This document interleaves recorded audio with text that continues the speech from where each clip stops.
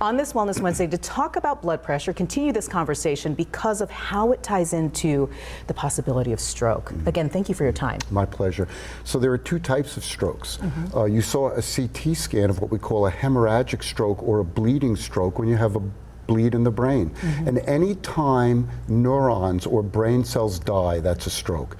The other type of stroke is when one of the pipes that brings blood up to the brain gets blocked with a blood clot, and so the glucose and the oxygen are not going to the brain, and then you have what's called an ischemic stroke. Both of them can be devastating. To prevent yourself from ever having a hemorrhagic stroke or a bleeding stroke, you measure your blood pressure. Thank you so much for bringing this in, by the way, because anybody can have one of these in their home. These are available. This one's automatic, and it's very easy to just push the button and you get your blood pressure. You don't need a stethoscope. You don't need to inflate the cuff. It works quite well. It's easy enough to put on yourself. It's a cuff that's just the same as you would get. It's actually easier than most cuffs because I can't put on the cuff myself like Cynthia put on you. Right. This has a rigid part to it and you just that slide your holds arm it in place, and then you just wrap this around.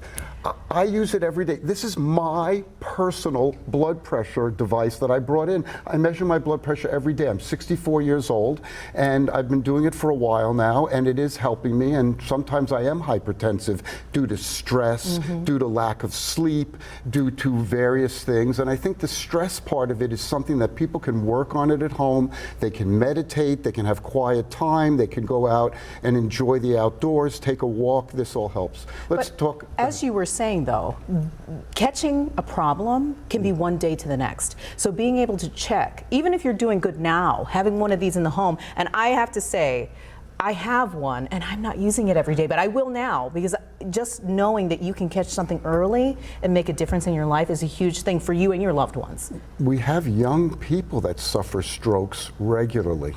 And so it's not just for people 60 or 70 or 80 or 90. Young people in their 30s and 20s have strokes as well, and we see them at Mercy Hospital all the time. If you could, tell us about those warning signs so people know what to look out for and when to call 911. So if you get blurred vision, let's say it's transient in one eye, somebody's pulling a shade down over your eye. Let's say you lose half your visual field. Let's say you have trouble speaking, finding the words, or trouble understanding spoken language. Let's say you get weak on one side of your body. Let's say you're dizzy and you can't really correct yourself when you stand up. Let's say your face droops on one side. These are all emergency signs of a stroke in progress.